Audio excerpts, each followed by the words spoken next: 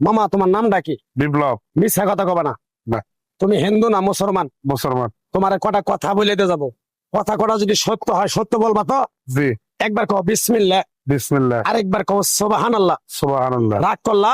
না, এই নামগুলো নিলে ভালো না ক্ষতি?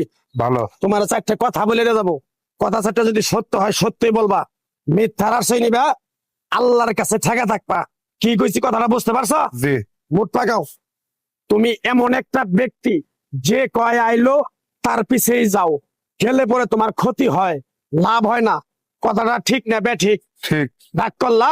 না না। যখন তোমার কাছে টাকা পয়সা থাকে তখন তোমার আপন বন্ধু বান্ধব, কাছের মা বাবা মা থাকে।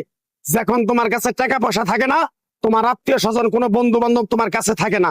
কথাটা ঠিক না বে ঠিক? ঠিক। রাগ করলা? না না। এই কথাগুলো আগে পিছে কোনদিন বলছিলা?